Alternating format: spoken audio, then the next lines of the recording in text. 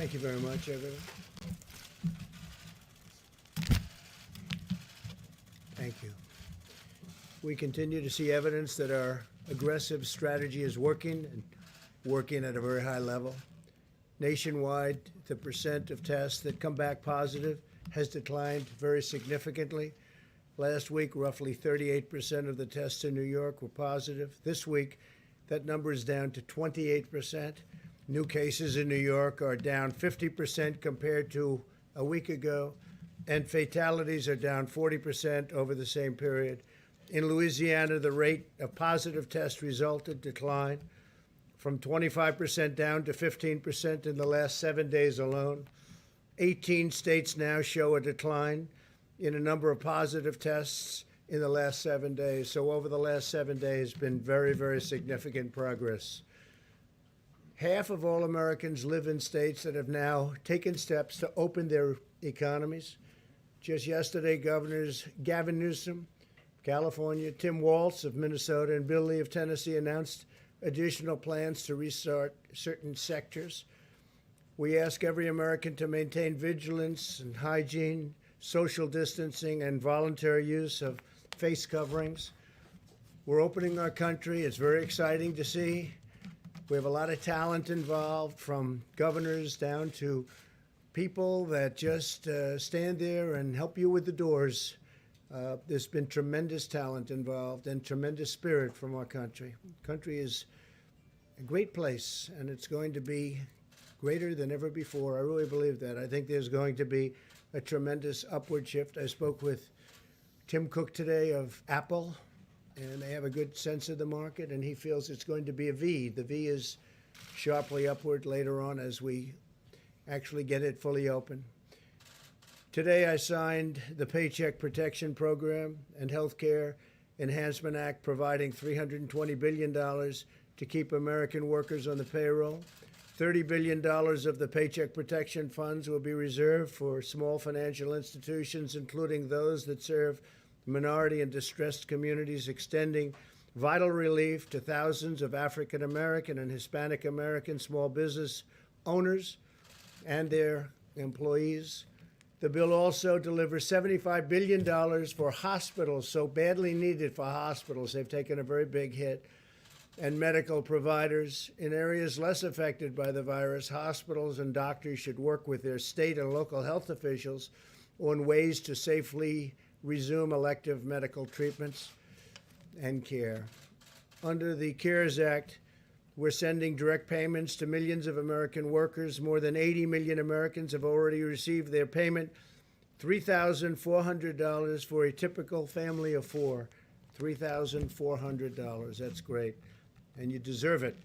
The CARES Act requires that the federal government send out a notice of what benefits Americans are receiving. To fulfill the requirement, the Treasury Department is mailing a letter to me.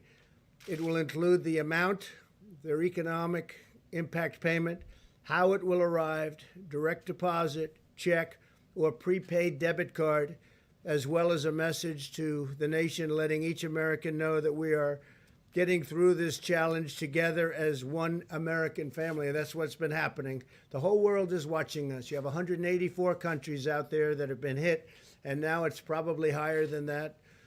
But they're all watching us. They're all watching, and they're calling, and they respect what we're doing so much. I spoke with the leaders of numerous countries today. They're asking if we can send them ventilators, and I'm agreeing to do it. We have tremendous capacity, now overcapacity of ventilators. We're filling up stockpiles for our states and for ourselves. Federal government has over 10,000 ventilators, and we could have a lot more if we wanted to do that, but we're helping Mexico, Honduras, Indonesia, France. We're sending to France. We're sending to Spain. We're sending to Italy, and we'll probably be sending to Germany should they need them. Over the last 3 years, we built the strongest economy and the most successful country the world has ever seen. Greatest economy the world has ever seen. Nobody's ever done anything like what we were able to do. And we will rebuild that economy. Our economy in the not too distant future, I really believe, with all that we've learned and all that we've done, will be just as strong and maybe stronger than ever before. even stronger than it was just 2 months ago. Some interesting note is that the FDA approved the first at-home COVID-19 test kit, just got approved, and Dr. Stephen, where is Stephen? Stephen Hahn, is going to say a couple of words about that and some other things. I want to thank Stephen. The FDA has been incredible. They've been approving not only this, but they've been approving many things at a pace that's never happened before. And they're being very safe about it, as Stephen told me. He's told me very strongly. But at the same time, they're approving things at record numbers at a record rate, and it's really been helpful. Many tests are going on, many vaccine tests, and tests of every different kind. And things are happening, just like this event, things are happening very rapidly, and I'd like to have Stephen tell you a little bit about it. Thank you very much, Steve. Thank you, Mr. President. I appreciate the opportunity to tell you about what's happening at the FDA. We have a team of more than 18,000 employees, including 10,000 scientists, doctors, pharmacists, and nurses. And they've been working around the clock because, as you probably know, many of the medical products that are being used for the COVID-19 outbreak are, in fact, regulated by FDA. The staff have been hard at work authorizing tests and other medical products. As part of these efforts to support diagnostic test development during this global pandemic, the President has asked us, and under his leadership, to actually cut down as many barriers as we possibly could to get medical products into the medical community, and we have done that, of course, recognizing the urgency of the situation. I do want to emphasize what the President said, that we are very much paying attention to safety and with respect to test validity and reliability of those tests. And I think it's really important to understand how far we've come in just a few short months. The academic community, which I come from, the private sector, the government, we've come together to develop diagnostics for a completely new infectious disease. And it's really important. We've heard from many test developers, both in academia and in the manufacturing world.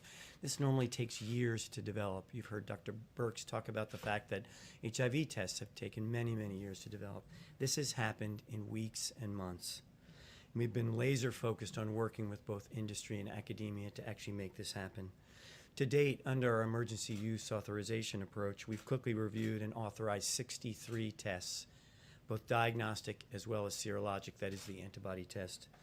We've had several point-of-care tests, and that's important because those can be done in the emergency room or in a doctor's office, et cetera, and much more convenient for the patient. And this week, as the President said, we authorized the first at-home test by a company called LabCorp. This is a test where, under certain circumstances with a doctor's supervision, a test can be mailed to a patient, and the patient can perform the self-swab and then mail it back and get the results after that time, all under the guidance of a licensed physician. And we're not just letting up with these 63 tests we've approved. We are working with more than 400 test developers who are pursuing authorization for their diagnostics under our current policies. And under our regulatory approach, which is quite flexible, many other tests are becoming available. We have heard and have reported to us 220 labs around the country have begun patient testing using their own validated tests. This has allowed us to increase significantly tests around the country. I updated you earlier this week on serologic tests, these antibody tests that are used to detect natural immunity, and the FDA's approach to help make these tests available. While these are just one part of our larger response effort, they can play a role in helping move our economy forward by helping healthcare professionals identify those who have immunity to the COVID-19. And just finally, when it comes to therapeutics, we are leaving no stone unturned in finding treatments for COVID-19. You do know that we don't have any approved currently therapeutics for COVID-19, but we are actively involved with both the academic and the commercial and private sector to find those. 72 trials of therapeutics are underway in the United States under FDA oversight, and 211 are in the planning stages. So we expect to see more. This includes convalescent plasma as well as antiviral therapies. Work continues on vaccines, and 2 firms have announced that the FDA has authorized their trials to go forward, one of which we've mentioned here before. And finally, in response to the President's and task force requests, we've stood up the Coronavirus Treatment Acceleration Program. We are leaving no stone unturned, as I said, and we're working around the clock to develop these therapeutics. for the American people. Thank you very much. Thank you very much. Dr. Hahn, a question about antibody tests, please. It's a quick question, and it's timely because just about an hour ago, a subcommittee with oversight released some findings that the FDA doesn't have any review of the antibody tests that are on the market. There are no guidelines to tell which ones should be out there, and there's no way to test their accuracy. They're quite worried that these are junk tests on the market because they weren't reviewed before they were approved. Is that true? So under our policy, we provide a flexibility. What we've told manufacturers is that in order to market in the U.S., they have to validate their tests. They have to tell us that they validated their tests. And then in the package insert, they have to let people know, end users, labs, et cetera, that those tests were not authorized by FDA. We've authorized 4. As I mentioned, more in the pipeline. And these tests that have come in without any information to us but have been self-validated, as I mentioned at the podium a couple days ago, we are working with the National Cancer Institute as well as CDC to perform our own validation of the tests that have been sent to us. So we'll provide as much information as we possibly can. And there is transparency on our website about those tests and also the tests that we have authorized. Thank you. Have you gotten Thank you very information? much, Mike, please. Thank you, Mr. President. From early in this effort, President Trump has called forth a whole of government response to the coronavirus epidemic in America. And by that, the President made clear when he asked me to lead the White House Coronavirus Task Force, not merely a whole of the federal government, but a full partnership with state and local governments across the country. And today we renewed that with our latest conference call with governors all across America.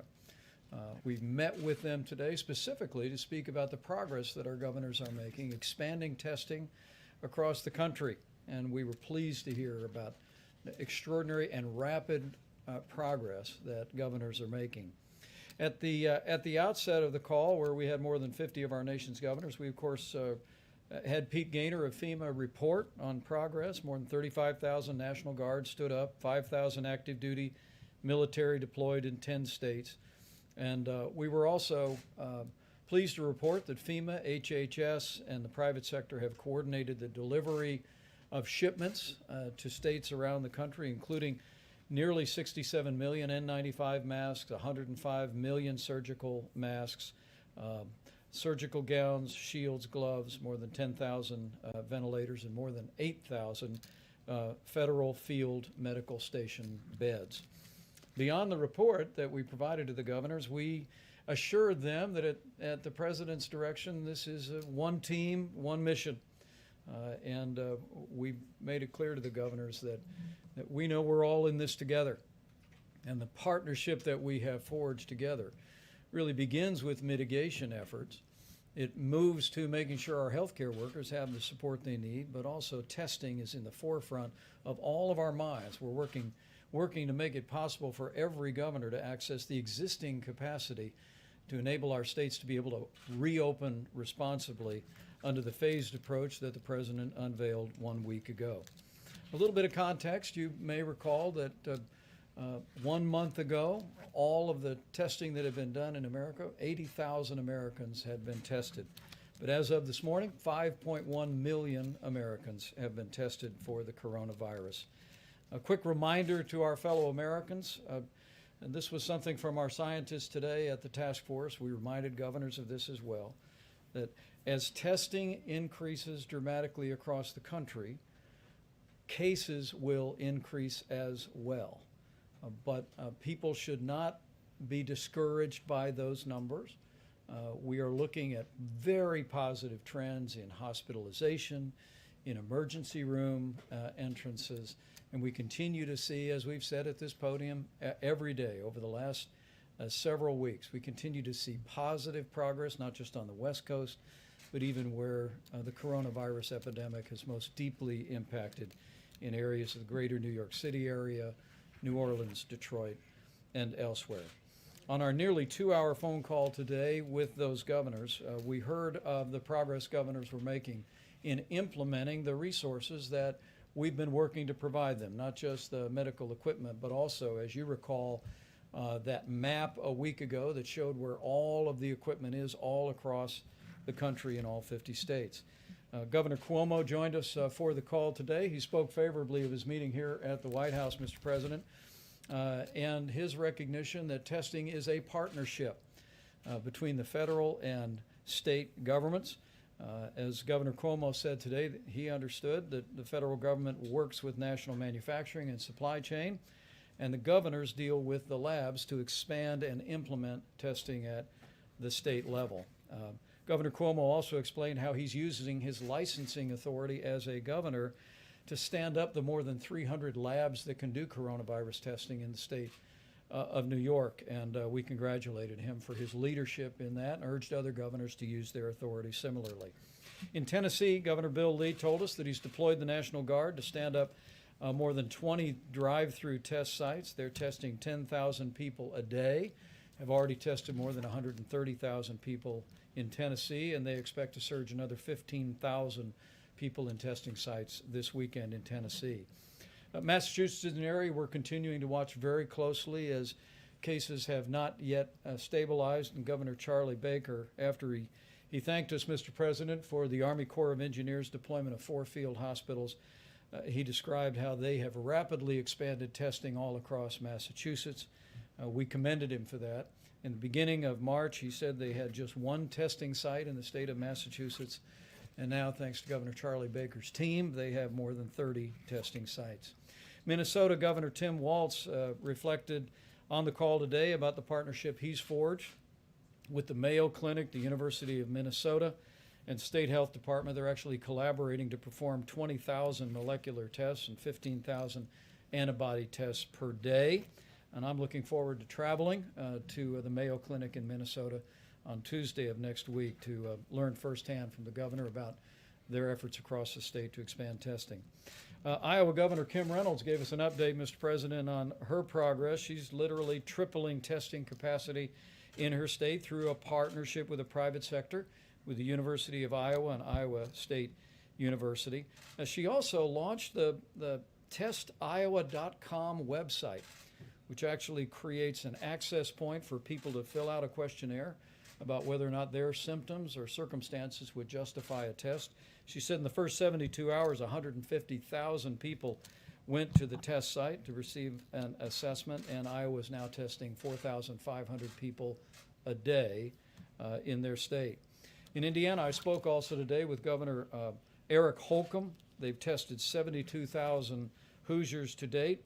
They're adding drive-through sites. They'll have 10 drive-through sites established by the state of Indiana before the end of the weekend. And as other governors have done, Governor Holcomb last week opened up half of their elective surgery sites and hospitals across the state, and they'll be opening up the balance of their elective surgery sites next week. In Maryland, another area that we're watching very closely, Governor Larry Hogan expressed appreciation for federal support as he's continuing to scale testing. He had been in touch with the National Institute of Health, which is opening up its laboratories for Maryland to do testing, and we were also able to confirm to him that Walter Reed Hospital's laboratory capacity is available to Maryland. And in Utah, Mr. President, Governor Gary Herbert told us that he actually diverted 1,200 state employees to do contact tracing in their state. In the last 36 hours, 23,000 residents have also signed up for what they're calling their Healthy Together app. And they have 50 different testing locations across Utah and have tested 82,000 people in the state already. Other state examples, Mr. President, were just as inspiring. Governor Phil Murphy of New Jersey has forged a partnership with Rutgers University, working closely with the FDA. They've authorized a saliva-based test that is being deployed just at that site, that's expanding their ability to track what continues to be a very challenging environment in New Jersey. And Governor Mike Parsons of Missouri, Mr. President, also told us how they'd worked with Google Marketplace to create an online portal for more than 200 companies in Missouri who have repurposed their manufacturing lines to create medical supplies to meet their need within the state. And in Connecticut, Governor Ned Lamont spoke about positive trend lines in Connecticut, which has been really at the center of the outbreak in the greater New York area. But he also said they were hoping to double testing over the next week. Mr. President, that's just a sampling of what we heard today. And I know it's an encouragement to you, and I trust it's an encouragement to people all across the country, that at your direction we are implementing a testing strategy that is supported at the federal level, but it is deployed and managed at the state level. And we want to express our appreciation to every governor across the country that are standing up all of those labs that are available, that are working with us and our supply chain personnel to make sure that the reagents and the swabs and the equipment is there to be able to process the tests. And we're going to continue to increase testing dramatically in the weeks ahead. So we want to thank our governors for the progress that we're making on testing and for their role in urging their citizens to practice the kind of mitigation and social distancing efforts that are really making real progress. We're one team, one mission, that's to save lives. And because of all the efforts that have been made at the state level, and the strong guidance that's come from the federal level, because of the amazing healthcare workers across this country and our first responders, but mostly, I believe, because of the cooperation of millions of Americans who've put the guidance into practice. Their cooperation and their prayers have set us on a path where we are slowing the spread, we are protecting our most vulnerable. And I truly do believe the day will soon come when we will heal our land and we'll be able to reopen America and put this great nation back to work. Thank you, Mr. President. Thank you very much. Mr. President? Mr. President, now the time for sarcasm.